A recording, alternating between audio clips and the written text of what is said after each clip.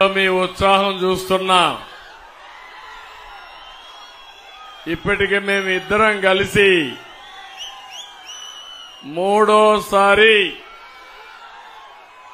వరాహ వాహన పైన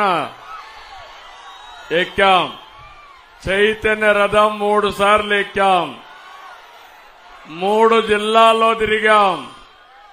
ఈరోజు నేను చెప్తున్నా, మేమిద్దరం తిరిగి చూస్తే ఎక్కడ పోయినా ఈ సూపర్ డూపర్ హిట్ ఇది. మీ ఉత్సాహం చూస్తున్నా. తిరుగుందా తమ్ముళ్ళు అని మిమ్మల్ని అడుగుతున్నా. ఎవరైనా అడ్డుకోగలుగుతారా అని మిమ్మల్ని అడుగుతున్నా. సైకిల్ ఎక్కండి.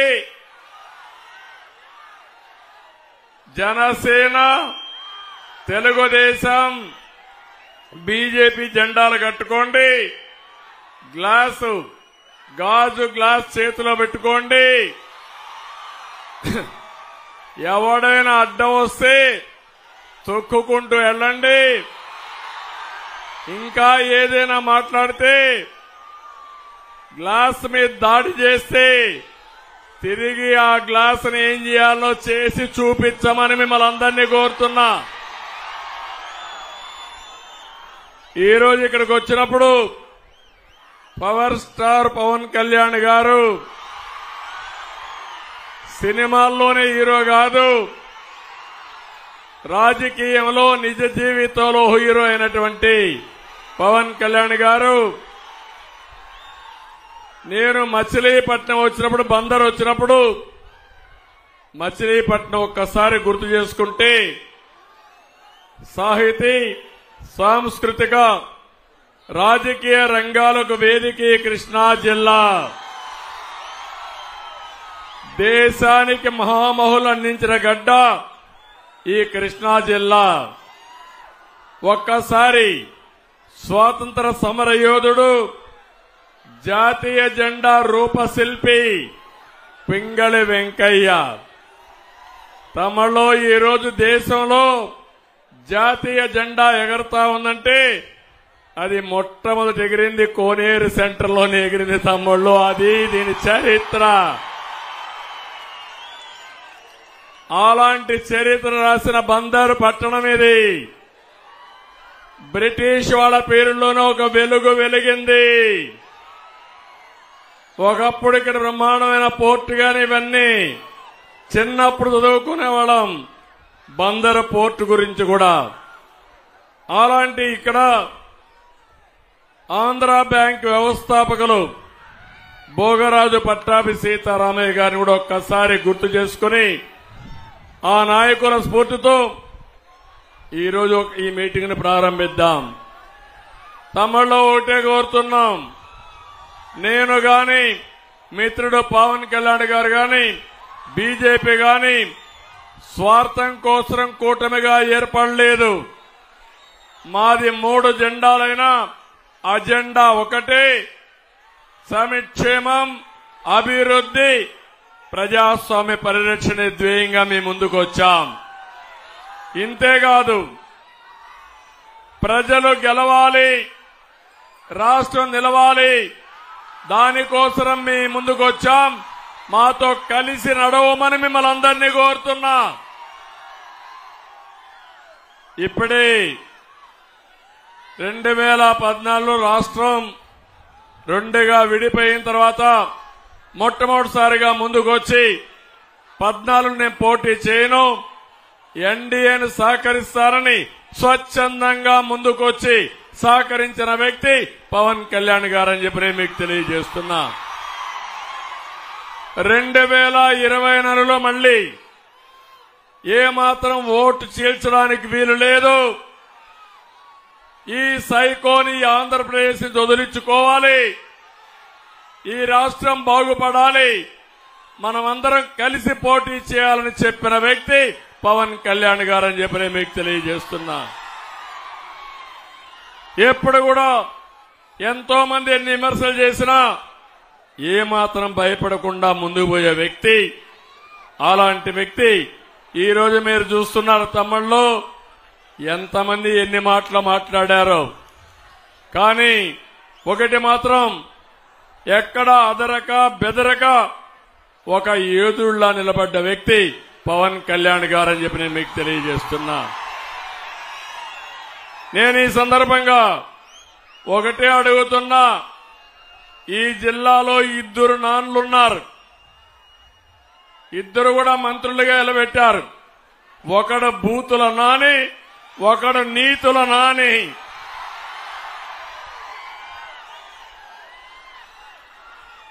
ఇద్దరిని గురించి మీరు చూశారు.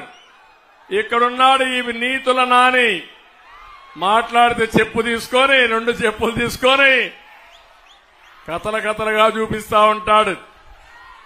నేను అడుగుతున్నా, నీతుల నాని నీకు పదవి ఇచ్చింది పవన్ కళ్యాణ్ తిట్టడానికని అడుగుతున్నా, నన్ను తిట్టడానికని అడుగుతున్నా. ఈరోజు మా బాలశౌరి నిన్ను తిట్టలేడా అని అడుగుతున్నా, మా నాయకులు తిట్టలేరా అని అడుగుతున్నా.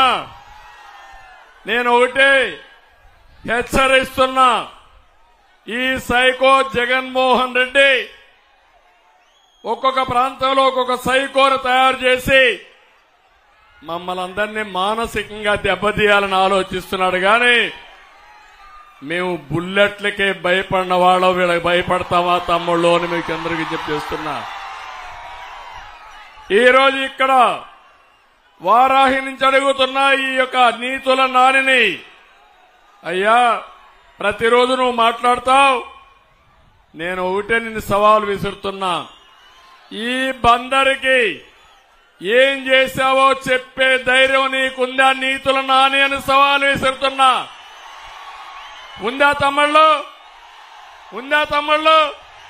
ఉందా మా ఆడబిడ్డలు? ఏమైనా చేశాడా అని అడుగుతున్నా. ఇలాంటి వాళ్ళు ఇప్పుడు మాట్లాడే పరిస్థితికి వచ్చారు. కానీ ఎన్ని నిధులు తెచ్చావంటే సమాధానం చెప్పడు, ఎంత అభివృద్ధి చేశావంటే సమాధానం చెప్పడు. కానీ ఎక్కడ చూసినా ముడుపులు మాత్రం ప్లానింగ్ లో లేఅవుట్లు ఇవ్వాలన్నా అవినీతి ఉందా లేదా, ముడుపులు ఉన్నాయా లేదా అని మిమ్మల్ని అడుగుతున్నా. ఇంకో పక్క మీరు చూస్తే బందర్లో బైపాస్ రోడ్లో నితీష్ అనే వ్యక్తి 150 కోట్లతో మాల్ కడితే మల్టీపర్పస్ నిర్మాణం చేసి ఎన్ఓసి ఇవ్వకుండా అడ్డం పడింది ఈ నీతుల నాని అని చెప్పి నేను మీకు తెలియజేస్తున్నా. ఇప్పుడే మిత్రుడు అడిగారు, భోగరాజు పట్టాభి సీతారామయ్య గారి మెమోరియల్ కట్టాలంటే ఎన్ఓసి ఇవ్వకుండా అడ్డం పడ్డారు. నేను చెప్తున్నా, మొదటి రోజునే ఎన్ఓసి ఇస్తాం, భోగరాజు పట్టాభి సీతారామయ్య గారి మెమోరియల్ కడతామని చెప్పి కూడా నేను మీకు తెలియజేస్తున్నా. ఈ రోజు ఇంకొక పక్క ఎక్కడ చూసినా కబ్జాలకు అడ్డు లేదు. తమ్మనవారి సత్రానికి 1000 గజాలుంటే ఎవడు కబ్జా చేశాడు తమ్ముళ్ళు అని అడుగుతున్నా. ఇంకో పక్కన రంగనాయక స్వామి గుడిలో ఉండే లింగాన్ని కూడా మింగేసి నీతులు చెప్తాడు ఈ నాని. ఇది కాకుండా ఇంకొక పక్క ఈయన ఇప్పుడే బాలశౌరి గారు ఒక మాట అన్నారు, ఈయన మళ్ళా గెలిపించదని. ఆయన గెలవడు, ఇప్పుడు ఆయన పోయాడు, బుల్లి కిట్టు వచ్చాడు. ఇప్పుడు తమ్ముళ్ళు నీతుల నానిపోయి ఎవరొచ్చారు? దానికంటే కూడా ఒకసారి చూస్తే పెద్ద సైకో జగన్ రెడ్డి తిరుగుతున్నాడు. అక్కడ తాడేపల్లి ప్యాలెస్ లో ఉన్నాడు. పిల్ల సైకో ఇక్కడ కిట్టు ఒకడు తయారయ్యాడు. నేను అడుగుతున్నా మిమ్మల్ని అందరినీ, ఇక్కడే గంజాయి బ్యాచ్కి గాని, రౌడీలకు గాని, గొడవలకు గాని, సెటిల్మెంట్ గాని మొత్తం ఎవరు చూస్తున్నారు తమ్ముళ్ళు? ఈ కిట్టే కదా అని అడుగుతున్నా మిమ్మల్ని. వీళ్ళందరి నాయకుడి కిట్టవునా కాదా అని అడుగుతున్నా. ఇలాంటి వాళ్ళంతా చేసి ఆడబిడ్డల పైన కూడా అఘాయిత్యాలు చేసే పరిస్థితికి వచ్చారు. నేను అడుగుతున్నా, పేరుని నాని ముందు ఇది సమాధానం చెప్పు. నీ నీతిని దానికి ఇక్కడ సిద్ధంగా లేవని కూడా హెచ్చరిస్తున్నా. తమ్ముళ్ళు, ఈరోజు ఇంకొక విషయం మీరు చూస్తే మా తమ్ముళ్ళు చూపిస్తున్నారు. మందు బాబులు కూడా ఇక్కడ ఉన్నారు చాలా మంది. మీ బలహీనతను ఆసరాగా తీసుకుని 60 రూపాయల మద్యాన్ని ఎంత చేశాడు తమ్ముళ్ళు అని అడుగుతున్నా. 200 ఎవరికి పోతుంది డబ్బులను అడుగుతున్నా. జగన్మోహన్ రెడ్డికి అవునా కాదా అని అడుగుతున్నా. నేను చాలా ప్రభుత్వాలను చూశాను కానీ ఇంత అవినీతి ప్రభుత్వాన్ని నా జీవితంలో ఎప్పుడూ చూడలేదు. ఇంకో పక్క కృష్ణా నది ఇక్కడే ఉంది. నేను అడుగుతున్నా, మీకు ఇసుక దొరుకుతుందా అని అడుగుతున్నా. ఒకప్పుడు ట్రాక్టర్ 1000 రూపాయలు, ఇప్పుడు ఎంత తమ్ముళ్ళు అని అడుగుతున్నా. 5000 ఎవరికి పోతుంది? 4000 అని అడుగుతున్నా మిమ్మల్ని. ఇప్పుడే బాలశౌరి గారు చెప్పారు, పోర్టు నేనున్నప్పుడు పీపీపీ మోడల్లో వాళ్లే డబ్బులు తెచ్చుకోవాలి, వాళ్లే కన్స్ట్రక్షన్ చేయాలని పూర్తి చేసే కార్యక్రమానికి చేశాం. మనం ఉంటే వచ్చేది. ఇప్పుడు ఈపీసీ అని అతన్ని క్యాన్సిల్ చేసి మళ్ళా లంచాల కోసం పోర్టును కూడా మార్చిన దుర్మార్గుడి జగన్మోహన్ రెడ్డి. నేను ఒకటే హామీ ఇస్తున్నా మీ అందరికీ, ఈ పోర్టుని పూర్తి చేసే బాధ్యత మాది, పరిశ్రమలు తెచ్చే బాధ్యత మాది. తమిళలో ఒక విషయం అడుగుతున్నా, జాబు రావాలంటే కూటమి రావాలి, అవునా కాదా? గంజాయి రావాలంటే గంజాయి కావాలన్నా జాబు కావాలన్నా మీకు? అందుకే మీ అందరికీ హామీ ఇస్తున్నాం. ఈ జిల్లాలో ఏ ప్రాంతానికి లేనటువంటి ఉద్యోగ కల్పన అవకాశం ఈ బందర్ నగరానికి ఉంది. బందర్కి మళ్లీ పూర్వ వైభవం వస్తుంది. అభివృద్ధి చేసింది తెలుగుదేశం పార్టీ. మళ్లీ పూర్వ వైభవం తీసుకొచ్చే బాధ్యత మాదని మీ అందరికీ హామీ ఇస్తున్నా. ఈరోజు కేంద్రంలో బీజేపీ ఉంది, ఎన్డీఏ గవర్నమెంట్ ఉంది.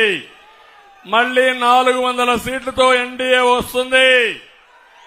ఇక్కడ 25 పార్లమెంటుకు 25 గెలవాలి. ఇంకో పక్క 160 అసెంబ్లీ సీట్లు గెలవాలి. నేను ఒకే మాట అడుగుతున్నా, మీరు బాలశౌరిని గెలిపిస్తే ఎన్డీఏ అభ్యర్థిగా ఢిల్లీకి వెళ్లి పోర్టు విషయం గాని పరిశ్రమలు గాని మీకు ఏ పని కావాలన్నా చేసే సత్తా బాలశౌరికి ఉందని చెప్పి నేను మీకు తెలియజేస్తున్నా. నేను అడుగుతున్నా, ఇప్పుడు వైఎస్ఆర్ కాంగ్రెస్ పార్టీకి ఓటేస్తే దేనికోసం పనిచేస్తారు తమ్ముళ్ళు అని మిమ్మల్ని అడుగుతున్నా. దేనికోసం పనిచేస్తారు? అవినాష్ రెడ్డిని అరెస్ట్ చేయకూడదని అడుగుతారు, అంతే కదా? 3 విషయాలు ఒకసారి చూడండి. జగన్మోహన్ రెడ్డి మమ్మల్ని తిట్టడం కాదు, నువ్వు సమాధానం చెప్పు. బాబాయ్ గొడ్డలి వేటు ఎవరేశారో సమాధానం చెప్పి తర్వాత ఓటు అడుగు. చెప్పే ధైర్యం నీకుందా అని అడుగుతున్నా. చెప్పాలనా లేదా అని అడుగుతున్నా. కన్నా కూతురు ఎవరైతే నీ చెల్లెలు సవాలు విసిరింది, మొత్తం వాస్తవాలన్నీ చెప్పింది, సమాధానం చెప్పాల్సిన బాధ్యత ఉందా లేదా అని మిమ్మల్ని అడుగుతున్నా. తమిళలో నిన్నే చూశారు.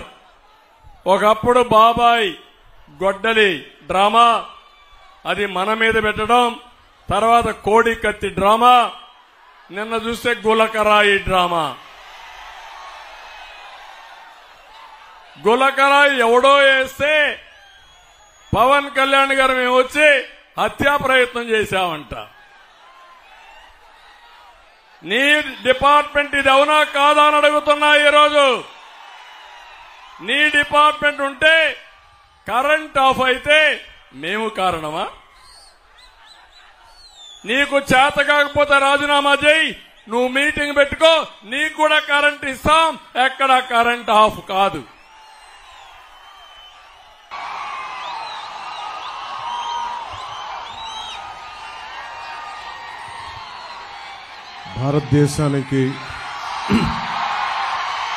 భారతదేశానికి జాతీయ జెండాని రూపకల్పన చేసి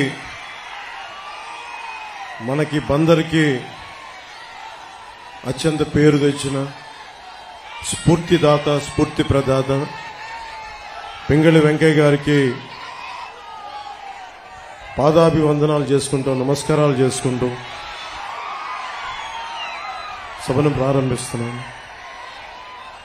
అలాగే నాకు ఇష్టమైన, మీకు చాలా మందికి తెలియకపోవచ్చు, ఇష్టమైన తత్వవేత్త ఉప్పలూరి గోపాలకృష్ణమూర్తి నా జీవితాన్ని చాలా ప్రభావితం చేసిన వ్యక్తి. ఆయన బందర్లోనే పుట్టారు. ఆయన పాద పద్మాలకి నమస్కరించుకుంటూ సభను ప్రారంభిస్తున్నాం. దారి పొడవుతా ఆడబిడ్డలు, యువతలు, తల్లులు, తండ్రులు, పెద్దలందరూ బిడ్డలను మరీ తీసుకొని స్వాగతం పలుకుతా, జయజయలు పలుకుతా చాలా ఉత్సాహంతో మాకు స్వాగతం తెలిపారు. ఇది మా రాజకీయ దురంధరుడు, 3 సార్లు ముఖ్యమంత్రిగా చేసిన వ్యక్తి, 4 దశాబ్దాలు సుదీర్ఘ రాజకీయ అనుభవం ఉన్న వ్యక్తి ఆయన. ఇది మా 3వ మీటింగ్. అది ఆయన ఒకటే చెప్తా ఉన్నారు, ఇంత ప్రేమ చూపిస్తా ఉన్నారు. ఈ ప్రేమ చూస్తున్న ప్రజలందరికీ అహర్నిశలు మనం ఎన్నికల్లో బలమైన మెజారిటీతో గెలవగానే అహర్నిశలు ఆఖరి శ్వాస వరకు మనం కష్టపడి పనిచేద్దాం, మీ భవిష్యత్తుని బంగారు భవిష్యత్తుగా చేద్దామని చెప్పి మాట్లాడుకుంటామని చెప్తా వచ్చారు. ముఖ్యంగా యువతను చూస్తూ ఉంటే చంద్రబాబు గారు నిజంగా చెప్తారు, హ్యూమన్ రిసోర్సెస్ అని ఒక మాట మాట్లాడారు. నాకు శేషేంద్ర గారి కవిత గుర్తొచ్చింది. ఒక దేశపు సంపద నదులు కాదు, అరణ్యాలు కాదు, ఖనిజాలు కాదు, కలల ఖనిజాలతో చేసిన యువత. నిజంగా స్కిల్ డెవలప్మెంటే ఉంటే మీరింతమంది ఉపాధి లేక, ఉద్యోగాలు లేక, ఇన్ని ప్రకృతి వనరులు పెట్టుకొని ఉపాధి అవకాశాలు లేక బాధపడతా ఉన్నారు. ఈ రోజున చంద్రబాబు గారు అన్ని చెప్పారు మీకు ఏమేం చేస్తున్నామని. జగన్ అనే వ్యక్తికి మీరు 5 సంవత్సరాలు అధికారం అందించారు. అధికారం అందిస్తే అతను ఏం చేశాడో తెలుసు. ఇక్కడున్న ఎమ్మెల్యే వారాహి ఎలా వస్తో మేము చూస్తాం, ఆంధ్ర రోడ్ల మీదకి ఎలా వస్తో చూస్తామంటే ఈ తాటాకి చప్పుళ్ళకి బెదిరితాం మేము, ఈ చిల్లర ఆకురౌడి పనులకి మేము బెదురుతాం మేము. ఏమనుకుంటారు వీళ్ళందరూ, ఆకురౌడీలందరూ? చిన్న చిన్న అతని కొడుకు అంట, పేరు కూడా నాకు తెలియదు సరిగ్గా, అతను ఎమ్మెల్యే అభ్యర్థి అంట. మీరు చెప్పండి, ఇంతమంది యువత ఉన్నారు, మీకు వాళ్ళ కొడుక్కి తేడా ఏంటి చెప్పండి? మీకు వాళ్ళ కొడుక్కి తేడా ఏంటి? దిగొచ్చాడా కొడుకు? మీరు ప్రత్యేకంగా రాచరికంతో పుట్టారా? అంటే మీ రక్తం బ్లూ కలర్ లో ఉంటుందా? మీ రక్తం మీరు దాడులు చేస్తే మేము భరించాలా?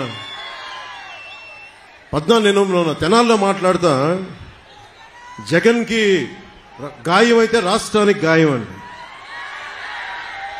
మీకు ఒక్కరికి గాయం అయితే రాష్ట్రానికి గాయం కదా. ఇంతమందికి ఉపాధికి అవకాశం లేకపోతే గాయం కదా. ఇంతమంది మత్స్యకారులకి ఉపాధి అవకాశం లేకపోతే గాయం కదా. పాకిస్తాన్ జైళ్లలో మగ్గుతా ఉంటే అది గాయం కదా రాష్ట్రానికి. చేనేత కార్మికులు, కళంకారీ కార్మికులు రోడ్ల మీద పడి ఉపాధి అవకాశాలు లేక ఆత్మహత్యలు చేసుకుంటా ఉంటే రాష్ట్రానికి గాయం కదా. బాపట్లలో 15 ఏళ్ల అమర్నాథ్ ని అక్కడిని ఏడిపిస్తున్నారని చెప్పి బయటికి వచ్చి ఎదిరిస్తే వైసీపీ నాయకులు చెరుకు తోటలోకి తీసుకెళ్లి పెట్రోల్ వేసి కాల్ చేస్తే అది గాయం కదా? మీరు ఆలోచించండి. మీరు అందరూ ఇక్కడ ఉన్న ఆడబిడ్డలు, పెద్దలు, అందరూ, రాష్ట్ర ప్రజానీకం అందరూ ఆలోచించండి. ఒక చిన్నపాటి వంట చేస్తున్నప్పుడే చిన్న నూనె చుక్క పడితేనే ఎంత బాధ వస్తుందని తెలుసు. అలాంటిది 15 ఏళ్ల బిడ్డను తీసుకెళ్లి పెట్రోల్ వేసి కాల్ చేస్తే ఆ మంట అసలు మనం ఎవరైనా ఊహించగలమా? బాధను ఊహించగలమా? అలాంటి అది వదిలేసి ఇతని తలకి అతను కొట్టుకున్నాడో, ఎవరు ఇసిరారో అతనే, అదంతా మనకు మాయ ఎలా జరిగిందో తెలియదు.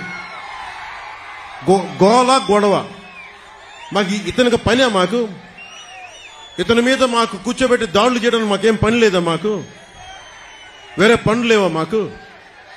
అయినా మీలాగా క్రిమినల్స్ మేము. అందరి మీద దాడి చేసే నీకు అసలు నీ మీద ఎవరికైనా దాడి చేయడానికి ధైర్యం ఉంటుందా? నువ్వు బతకనిస్తావా? నువ్వు సొంత బాబాయిన గొడ్డలతో అడ్డంగా నరికి చంపేశావు. నువ్వు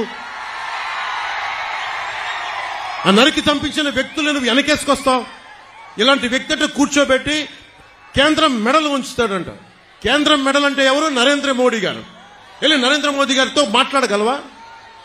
సోనియా గాంధీ గారు స్పెషల్ కేటగిరీ స్టేటస్ అప్పుడు, రాష్ట్ర విభజనప్పుడు చిన్న ప్లే కార్డు పట్టుకోవడానికి నువ్వు దాక్కొని అంత పిరుకోడివి. నీకు ఒక దమ్ము, ధైర్యం, అంత ధైర్యం ఉందా మీకు? నేను మీకు ఒకటే చెప్తాను, మీరు ఆలోచించాలి మీ భవిష్యత్తుకి. దశాబ్దం నుంచి రోడ్ల మీద తిరుగుతా ఉన్నా. ఇంతమంది చిత్రకథా నాయకులు ఉన్నారు. మెగాస్టార్ చిరంజీవి గారు ఉన్నారు,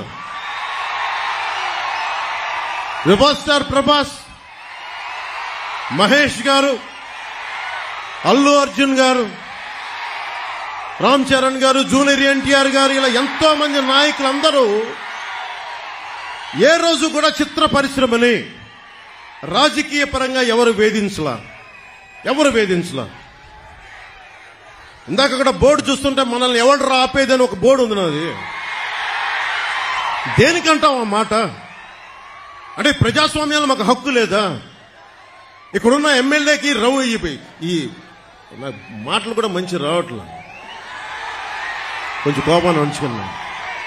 ఇలాంటి ఆకురౌడీలకు మేము భయపడతామా?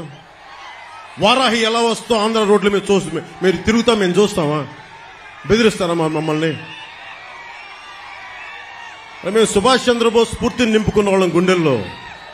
నీలాంటి ఆకురౌడీల్ని చిటికినేలతో పక్కన పెడతాం, గుర్తుపెట్టుకోండి. నా సైన్యంతో మేము రోడ్ల మీదకి వస్తే మమ్మల్ని ఎదుర్కొని మీరు భరించగలరా? మీరు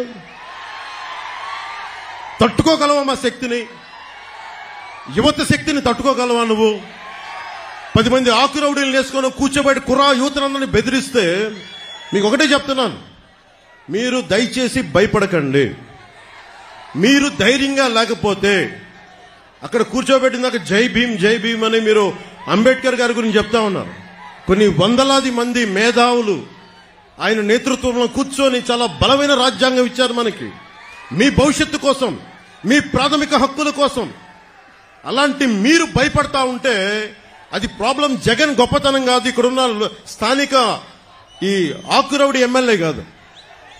మనం పిరికితనం మనల్ని చంపేస్తుంది, మన చేతగానితనం, మనకి ధైర్యం లేక.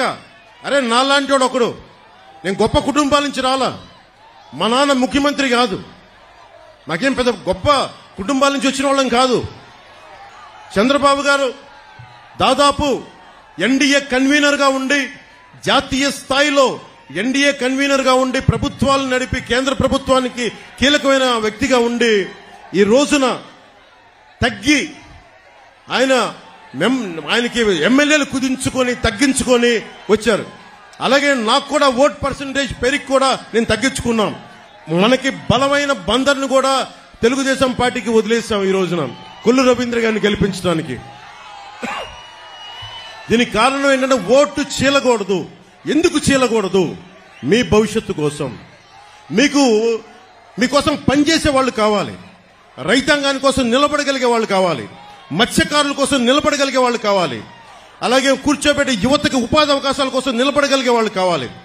అసెంబ్లీ అంటే బూతులు తిట్టేవాళ్ళు, వ్యక్తిగత జీవితాన్ని నిందించే వాళ్ళు మీ భవిష్యత్తు కోసం ఎప్పుడు ఆలోచిస్తారు? నిజంగా చెప్తున్నాను, నేను మీకోసం మీరు ఊహించుకోండి. ఫస్ట్ టైం అసెంబ్లీలో 5 సంవత్సరాల తర్వాత డిబేట్స్ చాలా ఆరోగ్యవంతంగా ఉంటాయి. రోడ్లు, మౌలిక వసతులు, కనీసం రోజుకి మనకి కనీసం కొన్ని బిందెలు నీళ్లు వచ్చేలాగా ప్రతి ఇంటికి ఇవన్నీ చేయగలం మేము కూర్చోబెట్టి. అందుకని మీ భవిష్యత్తు కోసం వచ్చాం. ఈ రోజున ఎవ్వరికి సరదా కాదు, ఇదంతా తగ్గించుకొని మరీ వచ్చాం. మనకి బందర్ ఎంపీగా మనకి వల్లభనేని బాలశౌరి గారు పోటీ చేస్తున్నారు గాజు గ్లాస్ గుర్తు మీద. కొల్లు రవీంద్ర గారు సైకిల్ గుర్తు మీద మనకి తెలుగుదేశం నుంచి పోటీ చేస్తా ఉన్నారు. జగన్కి ఏదైనా మాట్లాడితే మండదా అని మాట్లాడతారు. జగన్ నీకు ఎందుకు మండదు మేము చెప్తాం నీకు. చంద్రబాబు గారు మహా దార్శనికుడు. ఈ మధ్య నేను ప్రతిసారి మాదాపూర్కి వెళ్తున్నప్పుడు, నేను లేట్ 99లో చూస్తున్నప్పుడు ఆయన 2020 విజన్ కి ఎలా జరుగుద్ది, ఏం జరుగుద్ది అని అనుకునేవాడిని. ఈ రోజున చూస్తామంటే లక్షలాది మందికి ఉద్యోగాలు. ఒక్కడి విజనరీ, ఒక్క విజన్, ఒక్కరి దార్శనికత. ఏం కావాలి? ఆయన నిజంగా డబ్బే సంపాదించాలంటే కూర్చోబెట్టి దాంట్లో నా 100 ఎకరాలు 200 ఎకరాలు తీసుకోవచ్చు కదా. ఆయన ఏ రోజు అవి చేయలే. ఆయన చేసిందల్లా చాలా సంపద సృష్టించాడు. సంపద సృష్టించడం చాలా కష్టమైన పని. దానాలు ధర్మాలు చేయడం ఈజీ. నేనే కౌలు రైతులకి అన్ని కోట్ల రూపాయలు ఇచ్చానంటే నాకు సంపదని సంపాదించే శక్తి ఉంది చిరంజీవి గారి దయ వల్ల. ఆయన ఒక స్కిల్ డెవలప్మెంట్ నాకు ఇస్తే ఆ సంపదను సంపాదించి కౌలు రైతులకి పెట్టగలిగాను. నేనే ఇన్ని కోట్లు సంపాదించి కౌలు రైతులకి ఇస్తే ఇంతమంది యువతకి స్కిల్ డెవలప్మెంట్ కి రేపొద్దున మన ఎన్డీఏ ప్రభుత్వం ఆయన అనుభవంతో కనుక వస్తే ఎంతమంది చేయగలరు? ఇందాక చంద్రబాబు గారు నేను కారులో మాట్లాడుకుంటుంటే కార్పొరేట్ సోషల్ రెస్పాన్సిబిలిటీతో పాటు నిజంగా డబ్బు సంపాదించిన ప్రతి ఒక్కళ్ళు టాప్ 10 పీపుల్ 10% మంది అట్టడుగు వర్గాల్లో ఉన్న 30% నిజంగా సంపద క్రియేట్ చేయగలిగితే, వారిని చేయి నడిపించి తీసుకెళ్తే ఎంత అద్భుతంగా ఉంటుంది. ప్రధానమంత్రి మోదీ గారు అదే కోరుకుంటా ఉన్నారు. అట్టడుగు స్థాయిలో ఉన్న పేదరికులు ఉన్న వాళ్ళకి సంపదన పనులు చేయాలని, సంపాదన ఇవ్వాలి, వాళ్ళకి సంపాదన పనులు చేయాలని. ఆ దిశగా మేము అడుగులు ఇస్తున్నాం. ఆ దిశగా మేము ముందుకెళ్తున్నాం. మీకోసం 2.5 దశాబ్దాలు పనిచేయడానికి మేమందరం సిద్ధంగా ఉన్నాం. 2047 ఇక్కడున్న యువత, ఆ రోజు 2047కి అందరికీ 25 ఏళ్ల యువకులు అయిపోతారు. మీరందరికీ 40-50 ఏళ్లు వచ్చేస్తాయి. మీ భవిష్యత్తు 5 సంవత్సరాలు కాదు. ఈ ఎన్నిక, ఈ ఓట్లు చాలా మీ భవిష్యత్తుకు నిర్దేశించే. దయచేసి మీరు దృష్టిలో పెట్టుకొని, మా సరదా కోసం చెప్పట్లేదు, మీ భవిష్యత్తు కోసం వచ్చాం. పనులు పోయినాం. ఈ రోజు నేను చెప్తా ఉన్నాను, దశాబ్దం రోడ్ల మీద ఉన్నాం, 2 చోట్ల ఓడిపోయాం, నిలబడున్నాం మీకోసం. తిట్లు తింటా ఉన్నాం, ఆకు రౌడీల చేత మాటలు అనిపించుకుంటా ఉన్నాం. అందుకని దయచేసి మీరందరూ మీ భవిష్యత్తును ఆలోచించి బాలశౌరి గారిని బలమైన మెజారిటీతో గెలిపించండి. గాజు గ్లాస్ గుర్తు మీద కొల్లు రవీంద్ర గారిని మనకి తెలుగుదేశం పార్టీ సైకిల్ గుర్తు మీద గెలిపించండి. చంద్రబాబు గారు ఒక రాజకీయ దురంధరుడు, అనుభవజ్ఞుడు. ఆయనకి నిజంగా ఆయన అనుభవం చాలా చాలా రాష్ట్రానికి అవసరం. అది ఉంటేనే నేను చెప్పేది, నాకు సత్తా ఉంది, పోరాట శక్తి ఉంది, కానీ నాకు కావాల్సిన అనుభవం కావాలి. ఆ అనుభవం ఆయన దగ్గర ఉంది.